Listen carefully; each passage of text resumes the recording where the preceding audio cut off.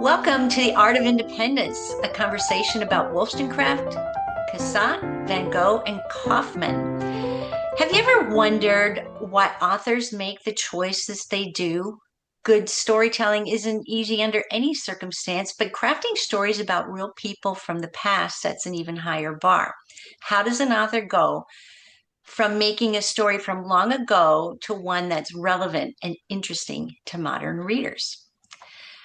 For some reason, people dig stories about actual artists, and I think that's because the art brings the visual into a story in a way that links the past to the present. Readers can see history in art. When I was planning an upcoming review of The Vow by Jude Berman for my blog, Her Story Revisited, where I review biographical novels about audacious women from the past, I thought it would be fun to bring Jude together with two other authors whose books I reviewed within the last year. Saving Vincent and the Cassatt Sisters are both about artists, and here we are. All of us have incorporated art into our novels. Three of the authors here by featuring the actual artist, and in my case, featuring art in my novel. All are biographical novels, meaning we did our research. What you'll read in any of these books is based on true events. So, as we talk about our stories, we're going to give you a behind the scenes look at what went into developing our novels, our characters, and how the art plays a role in the novel. My name is Nancy Mastro, and I'm the author of Solitary Walker, a novel of Mary Wollstonecraft, the 18th century British writer and philosopher widely regarded as the world's first feminist. And I'm Jude Berman. As Nancy said, I'm the author of The Vow, and it's about Angelica Kauffman, who was an 18th century art prodigy who rose to fame in London and then in Rome. And she was really like a rock star of her time. And then she was forgotten for 100 years. And I'm Joan Fernandez, and my book is Saving Vincent. It's based on the true story of Vincent van Gogh's sister-in-law, Joanna or Jo van Gogh.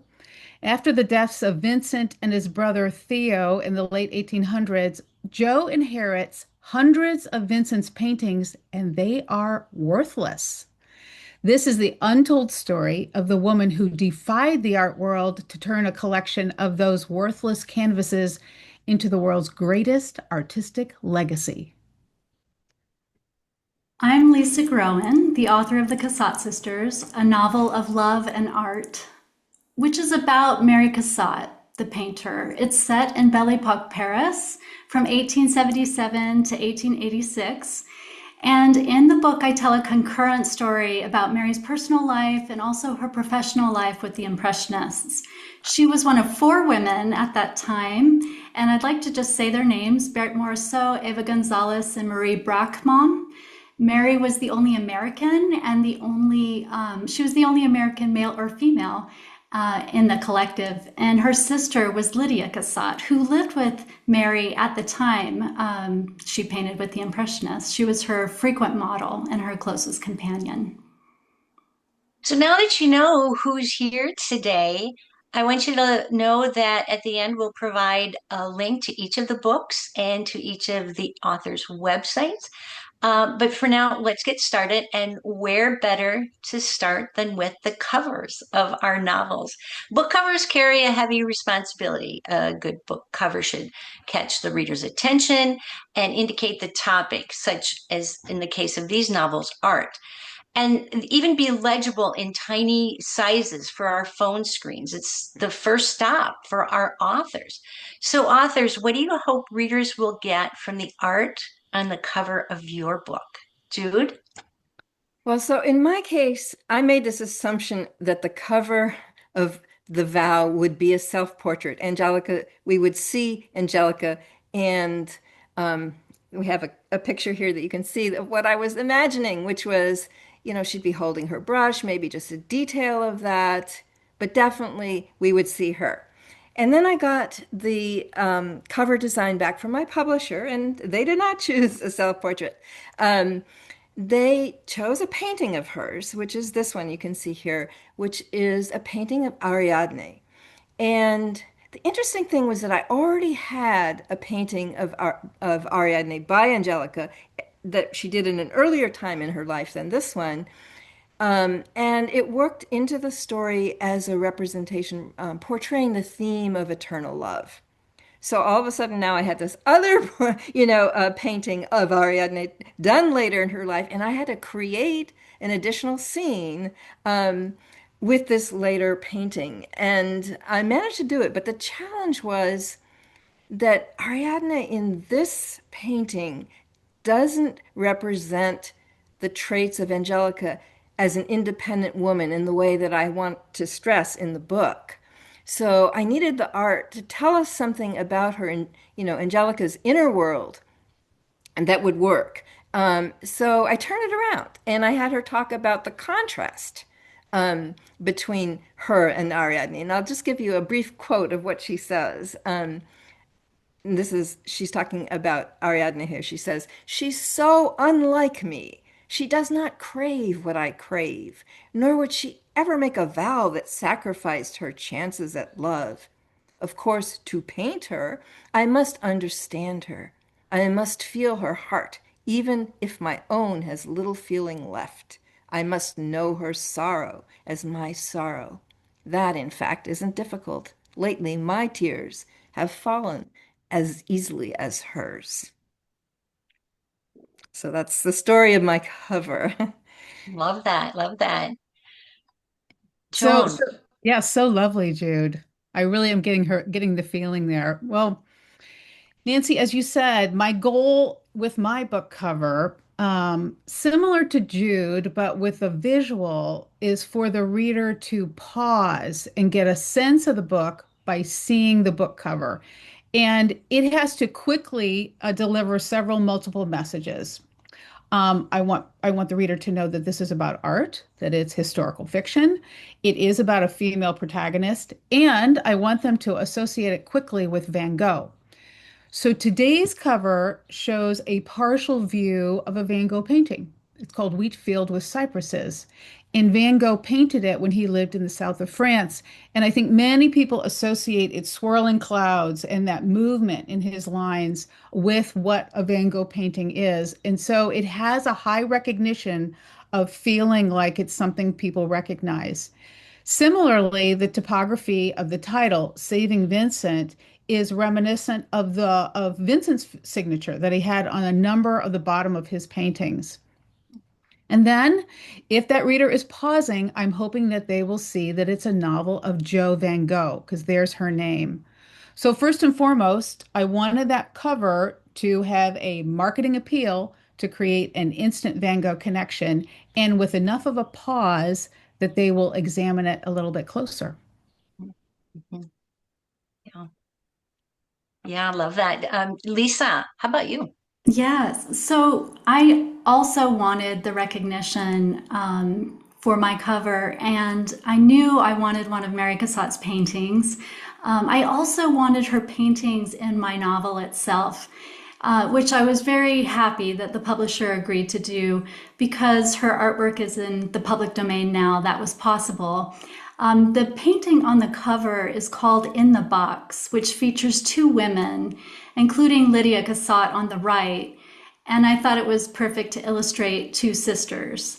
It was one of Cassatt's theater portraits during her time with the Impressionists. And the publisher's cover designer also used a typeface from the time of La Belle Époque to keep with the period of the novel. Right. Yeah, and I think having art on the covers is something that I don't think a reader in a bookstore or scrolling could pass any of your three books and not want to read more because they're so beautiful. As for my cover, the original cover featured the last portrait of Mary Wollstonecraft that was painted by John Opie, who was a well-known portraitist during the last half of the 18th century. But as you can see here, I ended up with two covers. I did something very unconventional. Within a few months of publication, I changed covers.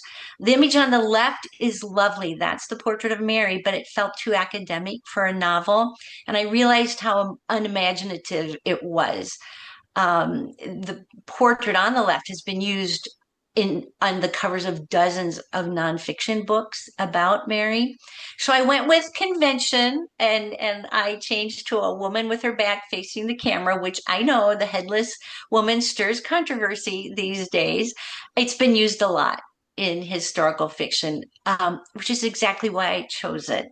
A cover, as we have just been trying to illustrate, is what it draws a reader in, and I wanted readers to know they were getting a historical novel about a woman. So, so now let's shift to a bit of a conversation about the women themselves in our novels. Over the course of history, the definition of a strong woman has continually shifted. For centuries, women were defined by their status as a wife or a mother or as a daughter. But history has traced how women pushed against those roles and the rules that went along with them in order to define what was true for them, starting with the suffragettes all the way to the Me Too movement. Women have upended the assumptions about women and their capabilities. So to the authors here today, each of the main characters in your books are strong women. That's why we love them. That's why they're such good books. So, Joan, starting with you, tell us what measures you took to purvey the strength of Jo in your novel in a way that was consistent with the historical time period that she lived in, yet make her feel relevant to the modern reader. I love this question, Nancy, because it sort of hits directly on this term presentism, Mhm. which is defined as it's like the trap of treating the past as though it's just a suburb of the present. But in reality, the past is a foreign country with its own culture, values, even its language.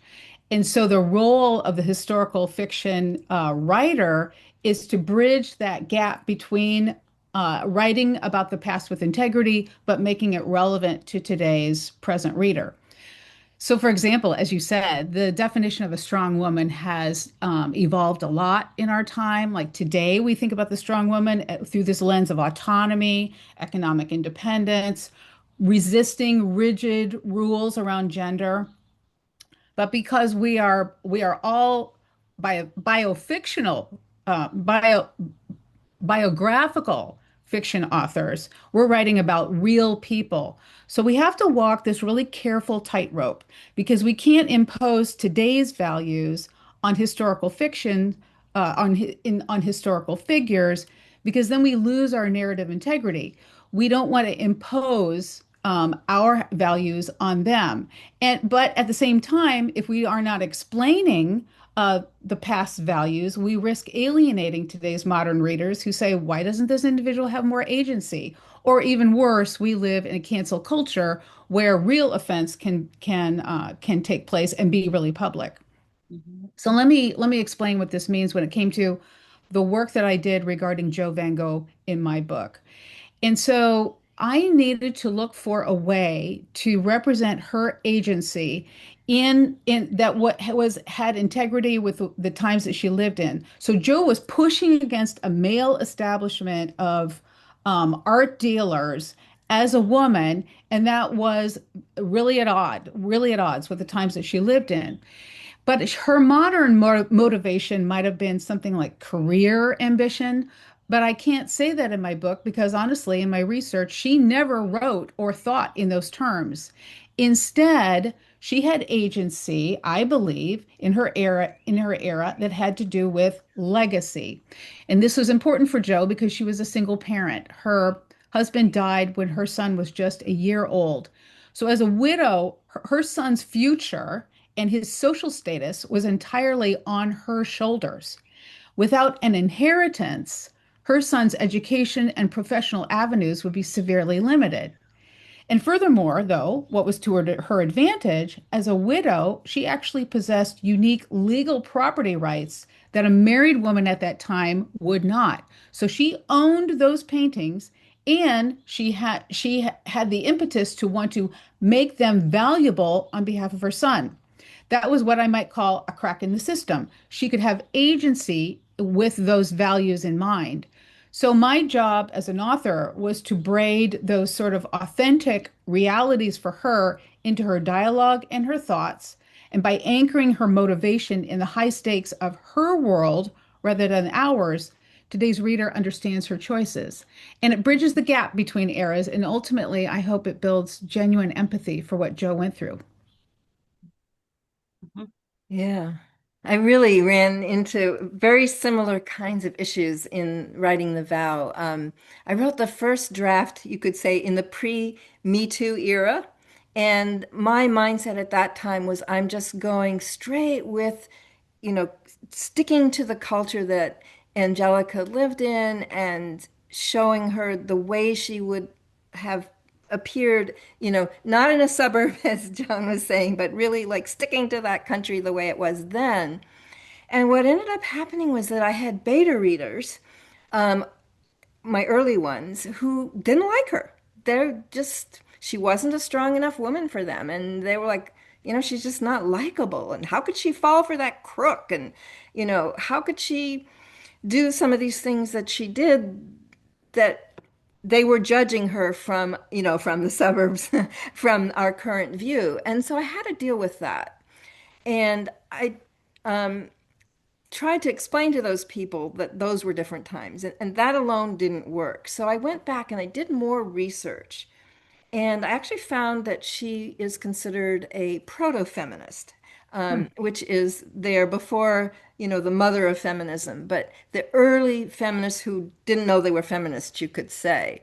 And so I kept that in the back of my mind, and I actually revised those scenes in a way that showed more of Angelica's internal process. Because what I felt was that you could say that what she was going through in her world and all the instances that people were objecting to, that it was fair to say that in her deepest self she was a strong and independent woman, even if it wasn't appearing through actions from judged from the present time now. So I did that, and it worked. I felt I didn't. People started to, more beta readers further down the line started to relate to her and like her, and also brought in more details just on the physical or external, not her internal world and her feelings and thoughts, but facts like the fact that if she married, she wouldn't own her own paintings. I mean, Hmm. that's inconceivable to us now, right? That could be the case. And so when people thought of that, then immediately they're like, oh, well, I can empathize with her because I can't even imagine what that would be like. And just one other example of that, she couldn't draw the human figure because that only a male artist could go into the studios at that time and do that kind of work. So it was it was a really you know interesting process for me to go through that and work through that and to come to the point where I felt like this could work here. Mhm. Yeah. Mhm. Mhm. As I listen to you both, I'm thinking about how Mary Cassatt was a very outwardly ambitious woman for her time. And I'm wondering if the fact that she was American had something to do with that also. Her father was a self-made man. And so, as a very young woman, Mary Cassatt pushed to get an education in Paris. Women were not allowed to go to the premier art school there, L'École des Beaux-Arts. She hired professors in their off hours to teach her. She left Philadelphia for Paris at 22 with the stated reason of pursuing a career in art. Women at that time were traveling to Paris to study art as a hobby, something to do before they got married down the line, not as a profession. But Mary never wanted to marry. She only wanted to work. And this was not very popular with her father, who is quoted as once saying he'd rather see her dead than to become an artist, Oh my which gosh. is kind of an amazing statement. He did eventually support her once he saw that this was what was going to be happening. He didn't really have a say. So she was ambitious, and people may not detect this. This is where the time comes in again, because her subject matter as an artist, she's known for mothers and children and painting domestic scenes. But she intentionally chose to paint and elevate the lives and work of women during her time. What's interesting and unique about her artwork is that it's done by a woman, which you don't see from paintings from this time. So we're looking into a time through the gaze of a female artist, and we really have a two-way female gaze in her paintings. Women are not merely decorative, they're busy, they're thoughtful, and they don't have time to stare back at the artist. It's as though she's catching them mid-action or mid-thought. So I had a male editor who told me initially in reading one of my first manuscripts that Cassatt's ambition may render her unlikable as a protagonist. And it's funny. I'm hearing that Joan and Jude, that you had the opposite reaction. So since my narration is from Cassatt's point of view, first person, I tried to weave in some self-doubt and the kinds of things she would have faced internally to make her more accessible in the actual book. But I didn't want to take her ambition away, because it really served her in her life as an artist. And here we are talking about her right now. And I don't think ambition is a negative trait for a woman, regardless of the time period she lives in. And it's interesting that you mentioned about her not wanting to marry, and that's actually the vow, her vow, one of her vows in the vow of Angelica is not to marry. So it's interesting how that played out with women in that time who were strong and independent women. Marriage was a limitation. Yes. Very interesting because Mary Wollstonecraft too vowed at like age 15, 16 that she would never marry. And, she had lots of reasons not to, but marriage was a very limiting role for women. Like you all, I had to soften Mary a bit too. A later on beta reader said, she's not very likable. And it Mhm. was because she was hard on other women. And in real life, she was. She would get very frustrated with women for being so willing to live and be content in what she called their feathered cages. So I think what you all just described is how hard it is to maybe meet every reader's expectation. Still, we try. And in the cases of the books here, especially the three of your books, so we know our readers are fans of historical fiction.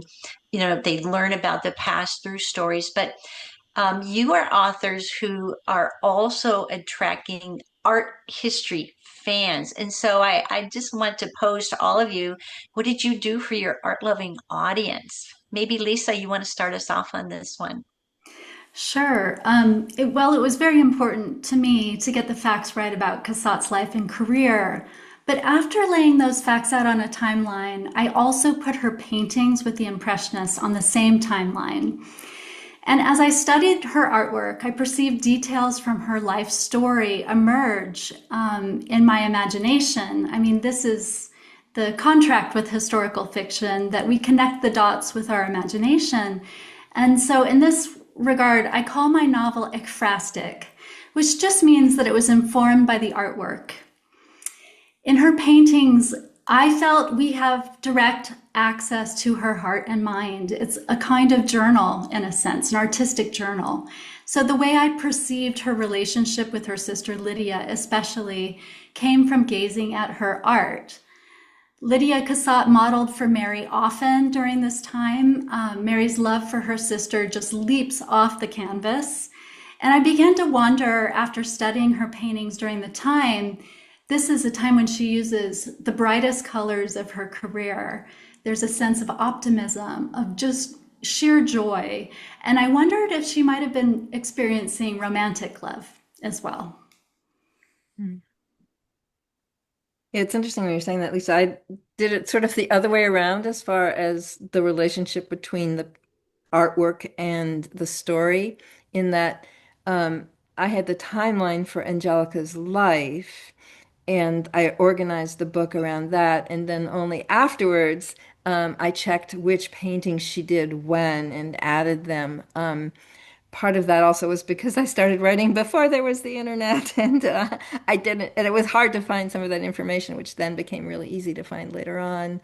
Um, and I mean, what the example also that I gave you earlier about the cover was that, I mean, that was even added after the book was, virtually ready to go to print. I was sticking in the painting at that point. And I'm not saying that one way was the other better than the other, but that just was my process.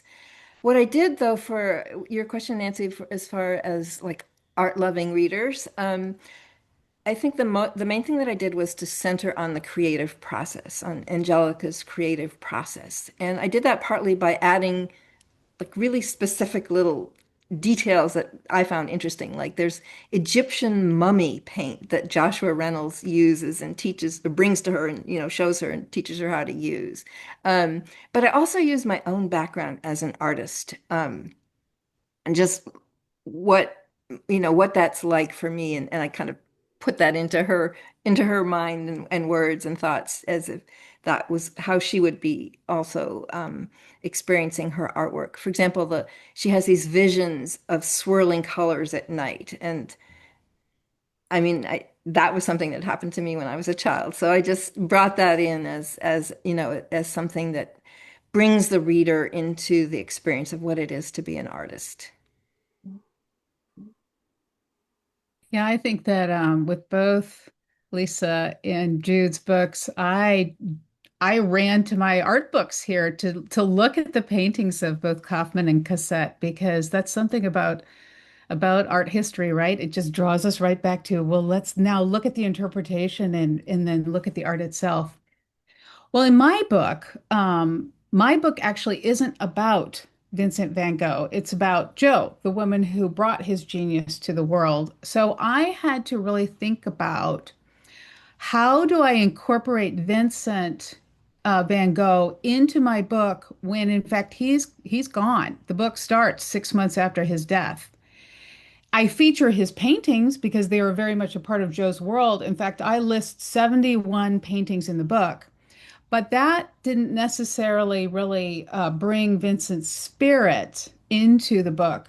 Mm. And so I came across an idea in which for art loving readers, to use Vincent's paintings as well as his letters, excerpts from his letters. And I placed them in the book at the novel's turning points. So, what I mean by that, so structurally, similar to Lisa was talking about structure, each major section of my book is anchored by a specific artwork and a direct quote. And I have 5 turning points in the book. And so I selected the paintings and the quotes to pull sort of double duty. I wanted them to describe the literal painting that the reader sees, but also I want it to mirror Jo's state of mind right there in the book and also give a little bit of a foreknowledge of the journey she's about to embark on that next stage. And so let me give you an example of what this means. So right in the very beginning, Jo will have a turning point because this is not a spoiler because it's in the first chapter. Her husband dies and she inherits all of this artwork and she has to decide what to do with it. And so in order to represent that through Vincent, I selected the painting Almond Blossom. This is actually my favorite painting from Vincent. He painted it to celebrate the birth of Jo and Theo's baby boy, whom they named after him, Vincent. And you can see it's just a calming, joyous image. It's representative of this beautiful little family. What Vincent doesn't know, what they don't know when the painting arrives, is that that harmony is about to be shattered by Theo's sudden death. And so, alongside the painting of Almond Blossom, here's the quote I chose from a letter Vincent wrote. So, in his words, he said, he's talking about the painting. You'll see it was perhaps the most patiently worked, best thing I had done, painted with calm and a greater sureness of touch. And the next day, done for like a brute. So I'm hoping it captures how Joe's peaceful life is upended, and for real art history buffs who want to look at those hidden connections, I do have a guide to the paintings and the quotes on my website on a little section called Clues with each section break. But this was the way in which I solved that solution of how do I ensure Vincent's spirit is felt throughout the book. Wow, I just what all of you said is so fascinating. It comes at the artwork in so many different ways. I love that. Like you, Joan, my novel isn't about an artist either, but art was a part of her story, and so found that I was able to use her portraits in helping to tell her story. In Solitary Walker, I feature three portraits of her. There were four a total, one done very early by an art student, and it isn't used as much. But these three are useful in showing her progression as a writer because they occurred after some major publications on her part. And it also shows the transformation in how she viewed herself as a woman, what she wore and and why she wore what she did, because she was very much in her early days a frump. She did not like fashion. She did nothing with her hair. She was determined to defy every norm about being a woman. But you see here that she's starting to be intentional about what she does with her hair and what her dress, even what her pose conveys. So there's a story behind each of these portraits. The first one on the left is by John Williamson, and that was published after her first political work. And then the other two, as I said, came after other major works. But I really enjoyed including them there on my website as well because they're part of Mary's story. I think there's yet another way that we can bring art to life in a story. And that, of course, is the stories that surround our protagonist. And they didn't create art or write in a vacuum like any author of historical fiction. We have to do some world building to bring that time to life. I loved what you called it, Joan. It isn't a suburb of the present. I haven't heard that before. I love that. So we did a lot of world building in this, and I'll use Solitary Walker as an example. Mary was heavily influenced by other writers, other creatives at the time. And so all of the characters in the book, with the exception of one who was a composite figure for the many women she was friends with, all of the characters are based on real people. But in terms of art, to kind of bring that piece for our discussion, in real life and in the novel, she was utterly bedazzled by an artist who was very famous at the time, Henry Fuseli. And this happens to be his painting of The Nightmare.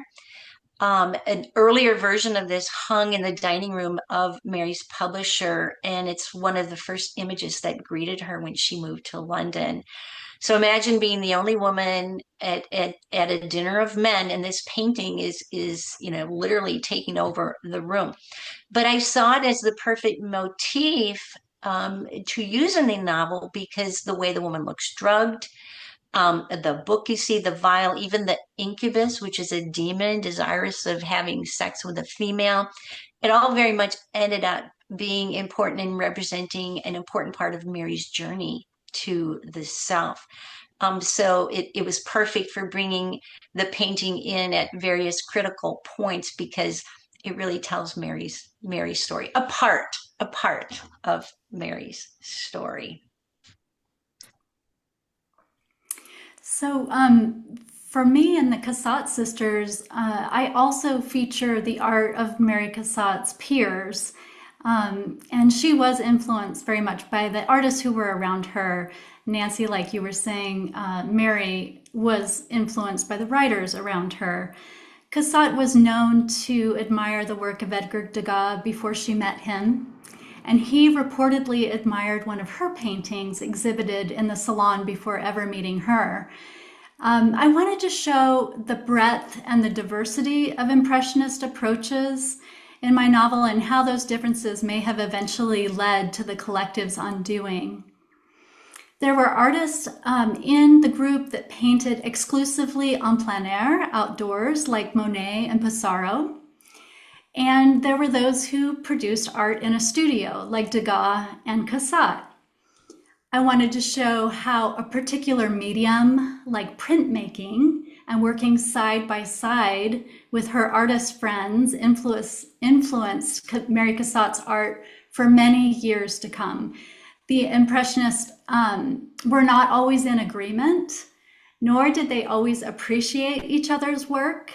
Cassatt, for example, once said, which just seems crazy to us today, but once said that Monet's water lily paintings seem like glorified wallpaper.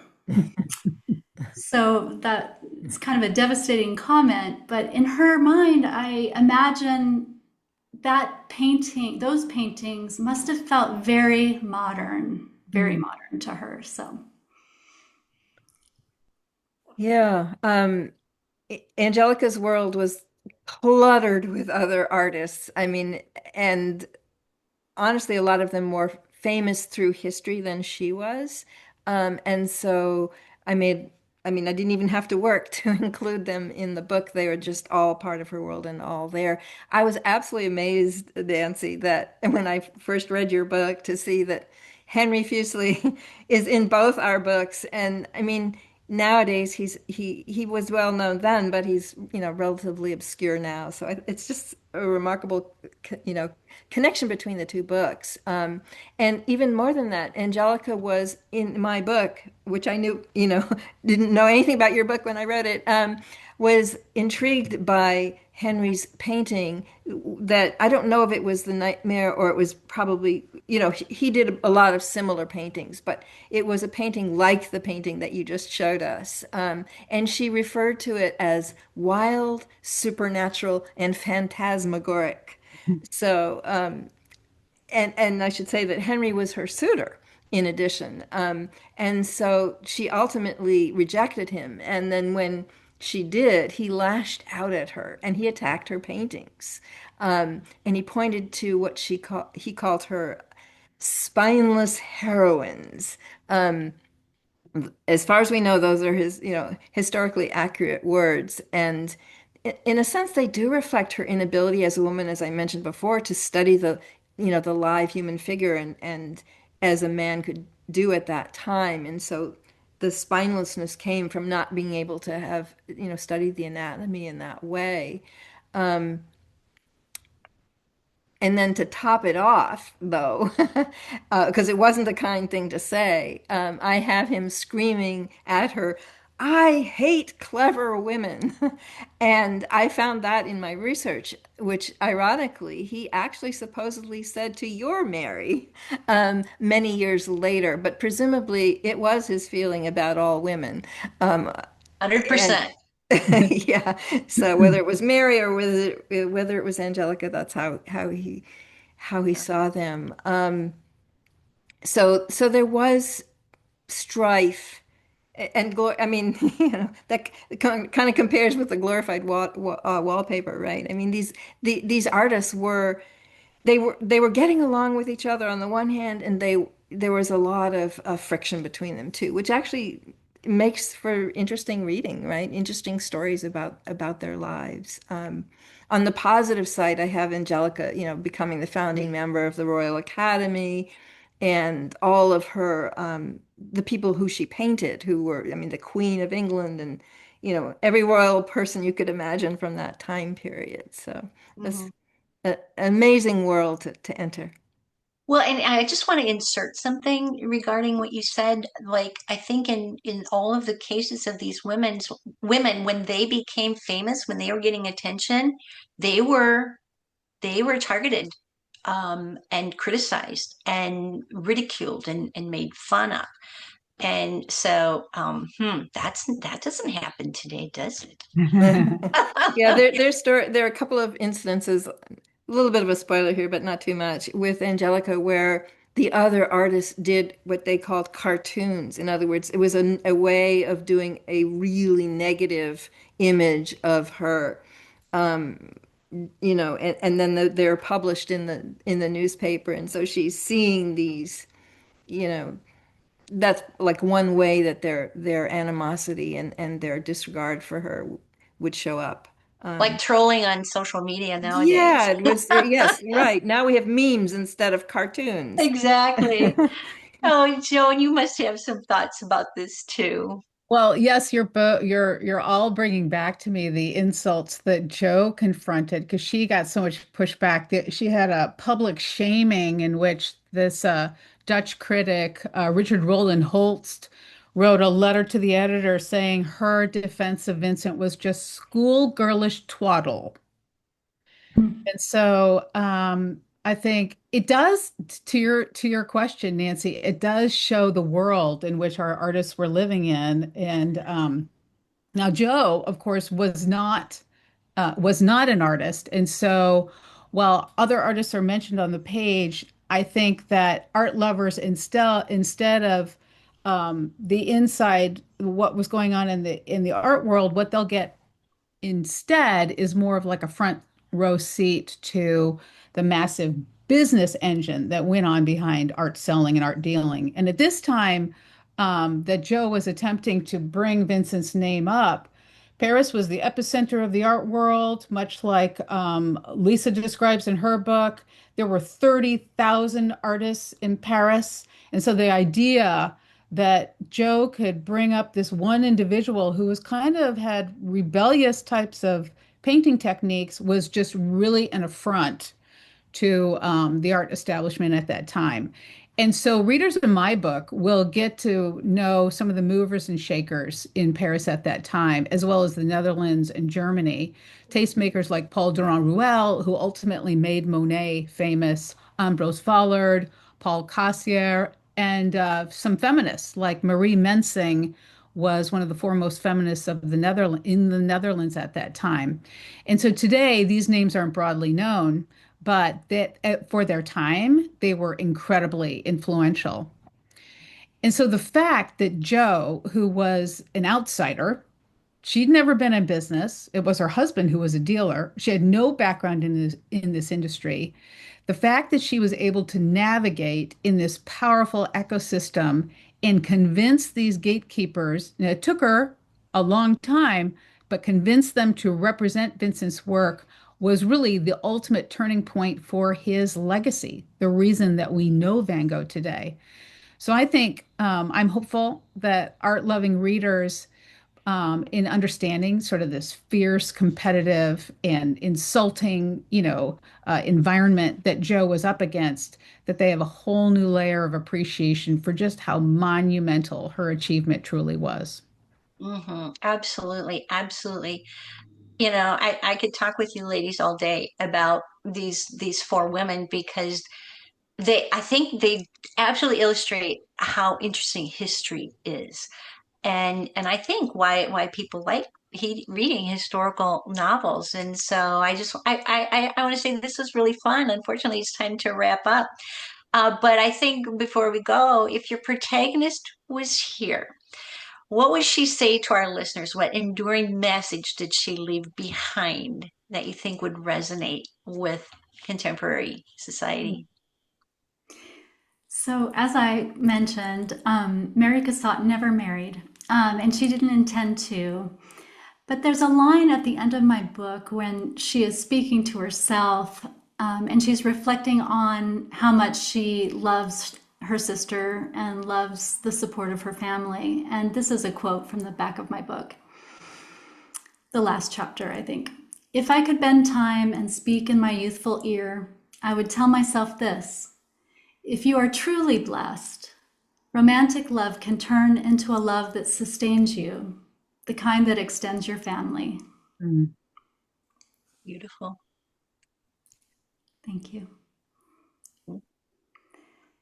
I think I'll also riff off something that Angelica says at the end of the vow. It's not a direct quote, but close. This is what I think she would be happy to leave us with. Become a rainbow from God's palette that embraces and is embraced by all that you love. It's beautiful, beautiful. Joan. Well, I don't have a direct quote ready, but I think in the same spirit as those two quotes, I think that Joe would say, never underestimate a quiet determination. You don't need a title or an invitation to change history. You just need a purpose larger than yourself. Beautiful. All good words of advice. I think Mary Wollstonecraft would say, strengthen the female mind by enlarging it, and there would be an end to blind obedience. In fact, she did say that. It's one of her most famous quotes, and it still rings true today. And every one of your protagonists did that exact thing. They refused to be obedient to the time, and look where it got them, right? Look where it got them. So thanks, listeners, for tuning in here. We appreciate you watching the video, and thanks to Jude and to Lisa and to Joan for being part of the conversation, for hanging out and talking about books. I've read all of these books and can recommend them highly. So before we sign off, as promised, here are our 4 books, our websites, and a QR code in case you're interested in purchasing any of them. We'd love to hear from you. You can leave comments depending on where you're watching the video. Reach out to any of us. Our contact information is on our website. And if you like this conversation, do the kind thing. Share it with others, because we really want to celebrate these women. As someone mentioned, they've been forgotten in some cases, and they have a way that they can touch women today and encourage them to be bold, to not be obedient, but to really follow their passion. So thanks very much.